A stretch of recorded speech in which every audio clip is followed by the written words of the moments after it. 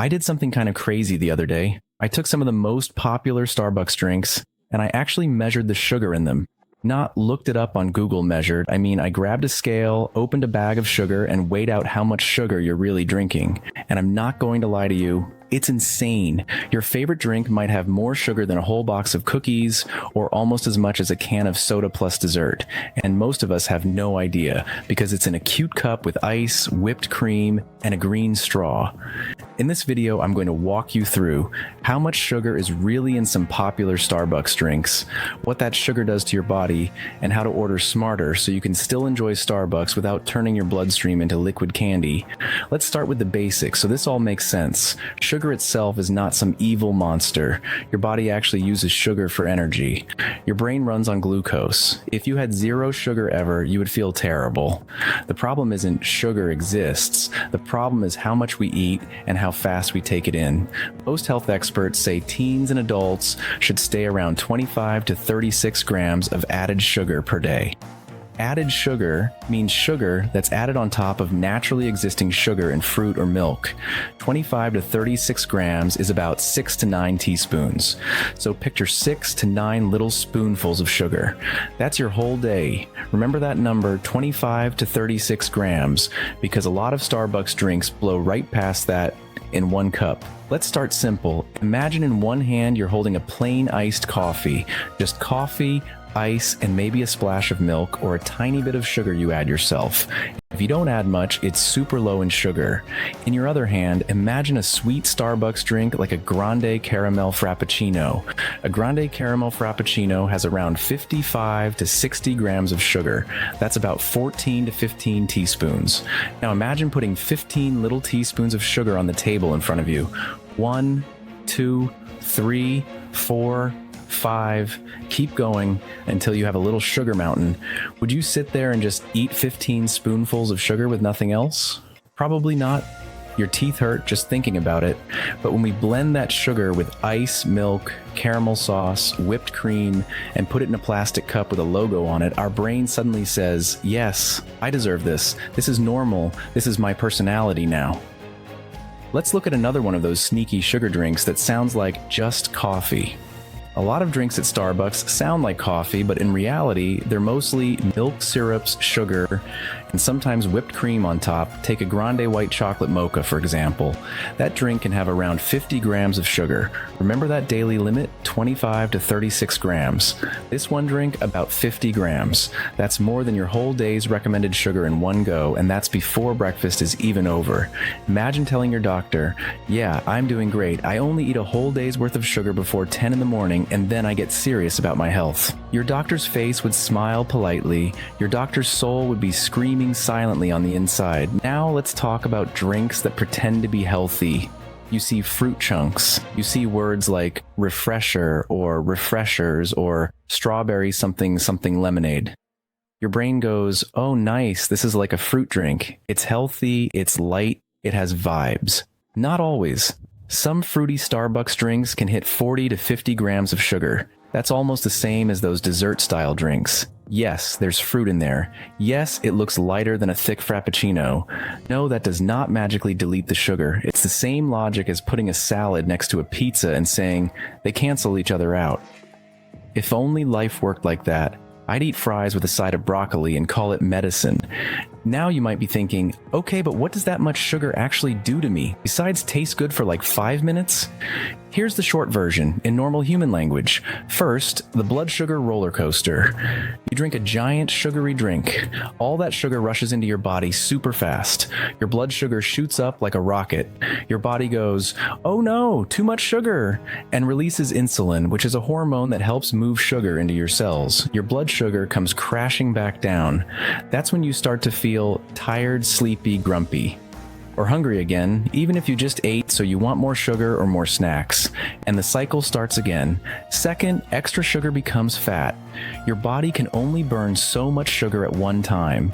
If you drink way more than you need, your body stores the extra. Some of it gets stored in your liver, some gets stored as body fat, especially around your stomach. Over time, lots of extra sugar can turn into weight gain, more belly fat, and a higher risk of other health problems later. Third, sugar and your long-term health. Having a sugary drink once in a while is not going to destroy your life, but having huge sugar drinks regularly, day after day, year after year, adds up. High sugar intake over time is linked to a higher risk of type 2 diabetes, higher levels of fat in your blood, called triglycerides, more strain on your heart and blood vessels, and a greater chance of heart disease later in life.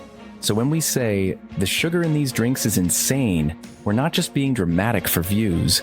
We're talking about real things happening inside your body, especially if this is a habit, not just a rare treat. Now let's play a quick game called Guess the Sugar for a Day.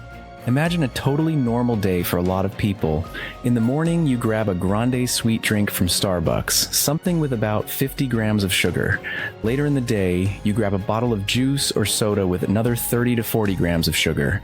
Then you eat some snacks, maybe cookies, a granola bar that's basically a candy bar, or a flavored yogurt. Add another 20 to 30 grams. By the end of the day, you're easily over 100 grams of sugar. That's like 3 to 4 times the recommended amount. If your body could talk, it would probably say, "Hey, I signed up to be human, not a walking cotton candy machine. Please slow down." So what do? Just never go to Starbucks again? Cry into a cup of plain black coffee and pretend we're okay? No. The goal is not to ban Starbucks forever. The goal is to understand what's in your drink and learn how to order in a smarter way. Let's talk about some easy hacks to make your drinks less crazy, but still enjoyable. Hack number 1, drop a size. If you usually get a venti, the giant one, try a grande instead. If you get a grande, try a tall. You just cut down sugar and calories without changing the recipe at all. You still get your flavor, you just get a little less of the sugar flood. Hack number 2, ask for half the pumps. Most Starbucks drinks use syrup pumps to add flavor. Those pumps are basically liquid sugar. If a drink normally gets, for example, 4 pumps of syrup, ask for 2. Just say, "Can I get half the pumps of syrup?" You've now sliced your added sugar from that syrup in half, and the drink still tastes sweet, just not "my pancreas is screaming" sweet. Hack number 3, skip the whipped cream. Whipped cream is fun. It looks like a little sugar hat on your drink, but it's literally just extra sugar and fat on top. If you skip the whipped cream, you remove some sugar and calories without changing the main drink itself. If you really want it, maybe save it for when you're getting a smaller drink. Hack number 4, choose a better base drink. Instead of always choosing the thickest, sweetest frappuccino on the menu, try iced coffee with a little milk and 1 or 2 pumps of syrup, cold brew with a splash of cream, a latte with no extra syrup or just 1 pump, an Americano with a bit of milk, and maybe 1 pump of vanilla. These still taste good, but they usually come with less sugar than the full sugar bomb drinks. Not perfect, but way better. Hack number 5, treat it as a treat. The biggest mistake is making sugary drinks an everyday thing. If you're drinking a big sugary drink every single day, your body never gets a break. Heavy sugar drinks work better as a once-a-week treat, a Friday reward, or something you get on special days. Not every single morning. Your body can usually handle sometimes without a big problem. It struggles with all the time. Let's recap what we've learned on this little sugar adventure. A lot of Starbucks drinks have more sugar than your whole daily limit of added sugar. Drinks that sound like just coffee can actually be liquid desserts in disguise.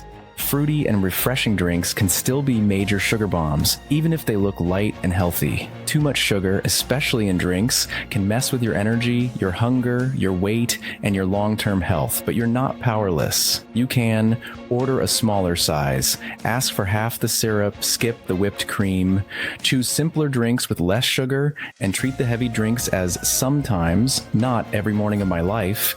So next time you're standing in line and about to order a drink with a name so long it could be its own paragraph, ask yourself, do I want a drink right now, or do I basically want a full dessert in a cup? You don't have to be perfect. You don't have to quit Starbucks forever. You just have to be aware of what's really in your cup and make choices on purpose, not by accident. If you made it this far, think about your go-to Starbucks order. Now that you know more about sugar, ask yourself, do I want to see how much sugar is really in my drink next? Because if we're going down this sugar rabbit hole, we might as well keep going together and actually learn something that helps us in real life. Thanks for watching, and be sure to subscribe to the Declassified Food channel. Your support is amazing, and we appreciate each view, each like, and every subscriber. Again, thank you.